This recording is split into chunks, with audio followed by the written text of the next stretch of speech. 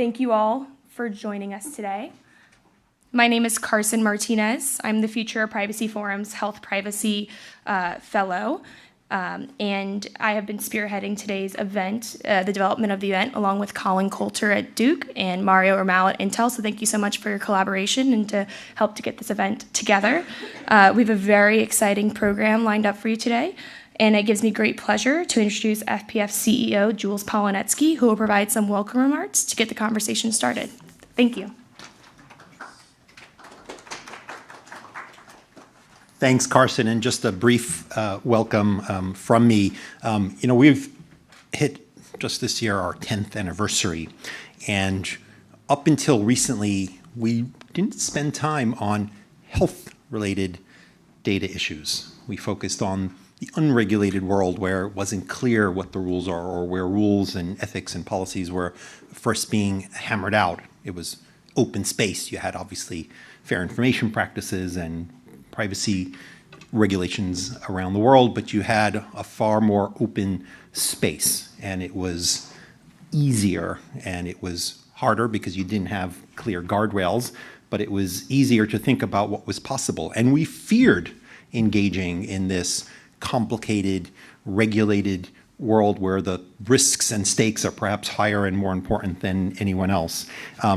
But with humility this year, given that the opportunities and the benefits, those of you who are working obviously in this area for many years, seem to be on the verge of broadening in ways that were fantastical, and you see perhaps just by force of business or nature things starting to change. Large companies sort of joining and saying the system isn't solving what we want to do for employees. We are going to somehow get into healthcare, and others saying yes, better and bigger and more important than even you, large global players, have tried before and failed. So we open this session with a look to many of you who've been sort of toiling in the incremental and important steps to mold and shape rules to actually enable the trusted uses of data for the patient and for the research and for the system. So we look forward to learning from you and figuring out how we can leverage some of the work that we've done to support the efforts that those of you who do see a path forward, who do see opportunities for change, and perhaps with machine learning, perhaps with regulatory changes, perhaps with the immense frustration, perhaps with and despite maybe the gridlock in government, there are opportunities here. So we look forward to banging on some of those opportunities to you and seeing if perhaps the time is right for changes to the Hipaa privacy rule. Thank you to our colleagues at Duke and DC, and of course David Huffman and the Duke team and Intel for this today. It's my pleasure to introduce Professor Arti Rai. Professor Rai, many of you know, is the Elvin Laddie Professor of Law and the co-director of the Center for Innovation Policy at Duke Law School. She specializes there in IP law, in innovation policy, in administrative law, and health law. Her work on innovation law and policy in biotech, in pharma, in software has been supported and funded over the years by the NIH, by the Kaufman Foundation, by the Woodrow Wilson Center. Her publications have appeared across journals and law reviews ranging from science to law reviews and law schools. If there's one area that's demanding of interdisciplinary work, it is this one. Professor Rai regularly testifies before Congress and administrative bodies, and we are looking to have her with us today. For those of you who don't know, let me just also remind you that she played a senior role at the U.S. PTO, was a law clerk, and once upon a time a litigation associate with our friends at Jenner and Block. Thank you and welcome. We look forward to having you here with us today.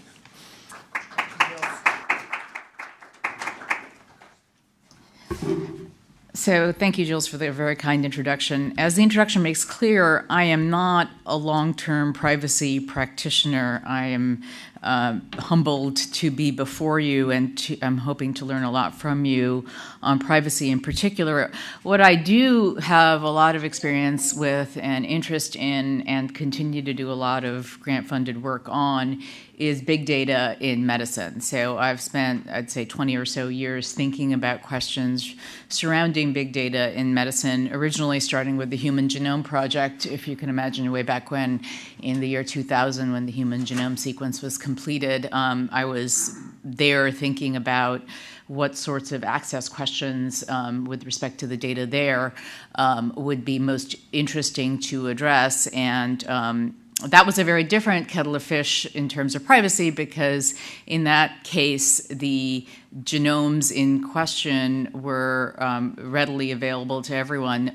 The individuals whose genomes were sequenced, including Craig Venter and some others, were very happy to have their genome available to the world at large. And so the privacy question was not an issue in that very early stage of biomedical research. That was the first iteration of big data. Now, almost 20 years later, we're dealing with a very different set of iteration of big data, where privacy is at the forefront. And so the questions are very real and immediate in a way that way back when in 2000, we thought, oh yeah, that's coming down the pike at some point. Big data is going to come to actual healthcare delivery with actual healthcare, actual patients who will care about their privacy. And here we are. So both for medical research and healthcare delivery, privacy is front and center. It can be used, as we know, and we certainly have seen it already being used to improve healthcare through traditional statistical analysis, sort of the top-down statistical analysis that biostatisticians have done for many years. It can also serve as the basis for machine learning algorithms, as Jules mentioned, that improve care. But all of these uses are very data hungry. And so if we try to imagine a not too distant future, or maybe a current future, where a patient presents, for example, with a particular type of cancer, and her physician decides not simply to look at traditional clinical trial data, but hopes to be able to get all of the real-world evidence on those drugs, and also maybe also hopes to get data that might be useful from, say, mobile apps that have been offered by many tech companies for the last dozen years or so. If she hopes to do all that, there's a very significant set of questions about how the law will deal with the physician's desire to have access to all that data. And we're struggling mightily with this question. I have focused a fair amount on questions of intellectual property, as Jules mentioned, and ownership. And we'll talk a little bit about how I think some of those questions intersect with the privacy question. But I will start by focusing squarely on the issue of the day, which is, of course, the Hipaa privacy rule.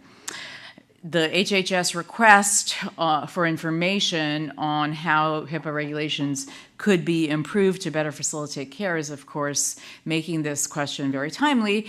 But we all know that, in general, the firestorm, really, I think it's fair to say, around privacy with respect to data in the unregulated spaces is also making the question very timely. So I will dig into those issues, but make really only two high-level points at the outset. I think, first, in order to determine how Hipaa could be improved, we need to think about what goals health privacy in particular serves. And these are goals that may or may not be the same as goals that privacy in general serves. Second, I think, and this goes to my background in intellectual property and thinking about questions of quote-unquote data ownership, we need to think about how health privacy claims intersect with all the money that's going into this space. So we can't be naive about how health privacy operates in this space.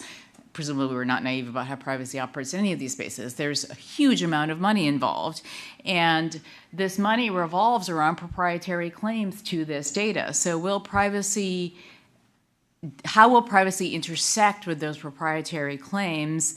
And also, and this is particularly perhaps urgent in health as opposed to other areas, there's a large concern by professional organizations, by patients, by others about accountability with respect to the products of algorithms that rely upon and make predictions based upon this data. So will privacy impede or bolster accountability? And by accountability, I mean, do we believe what these machine learning algorithms are telling us or not? It's possible that privacy could help, but it could also hurt if the privacy makes black box algorithms and black box data more easy to justify, at least, even if privacy is not the real reason people want to maintain their data in a black box. Okay, so quickly, what are the goals of health privacy? Well, obviously I can't talk about that issue in any comprehensive way in just a few minutes, but I think it's fair to say that for some, the goals of privacy are what the philosophers would call deontological, which is that privacy is a goal in and of itself. It protects autonomy. It protects these values that we believe are important irrespective of consequences. For others, privacy is much more pragmatic. What we're concerned about is that privacy breaches will result in bad consequences, in particular, say, discrimination.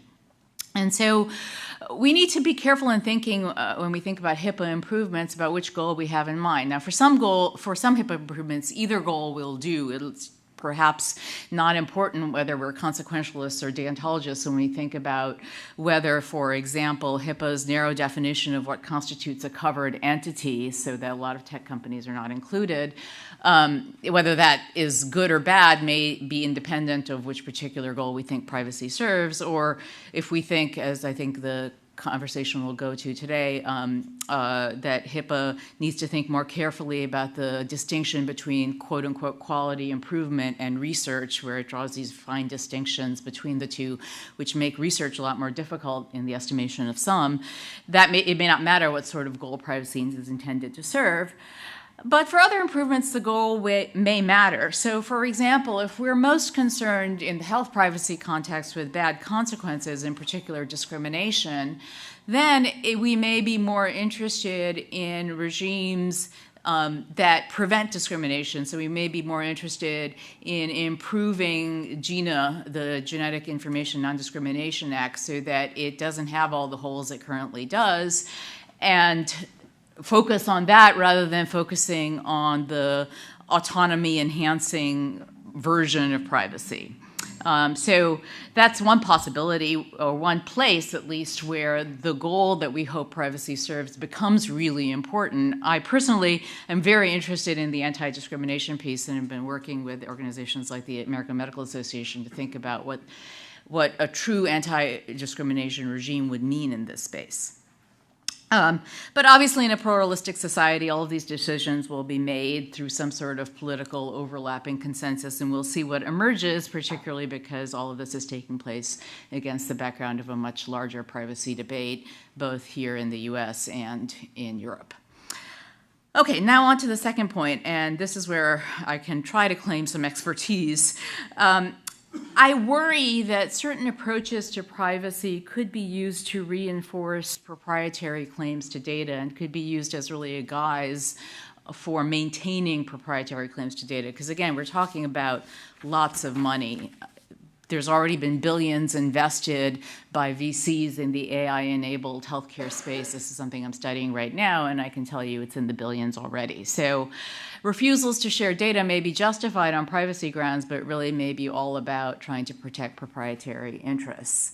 We've seen information blocking by electronic health record providers happening, and the anti-competitive consequences of that are something that I think the regulator should be interested in. But it's not just for-profit firms. Academics are also interested in maintaining control over data, and I can speak to that because I know many of these academics myself. They're interested in publication priority, and the joke is that academics want to maintain control over their data till they die so that they can get one more publication out of it, which of course is not really what privacy is supposed to be about. And finally, to get back to the machine learning piece of this, if we want accountability with respect to machine learning, if we want to know that those black boxes are yielding predictive analytics that we can trust, we may want lots of eyes on that training data and the validation data, which can be in tension with privacy. The more eyes we have, the more we may be able to trust that those predictive analytics are yielding something that is not garbage, but on the other hand, that's in tension with privacy. So for all of those reasons, I think they're really, really interesting and important tensions that we need to explore as we think about health privacy going forward. And I think some of these are specific to health and some of these are not specific to health. So I really look forward to the conversation and to learning from everyone here. Thank you.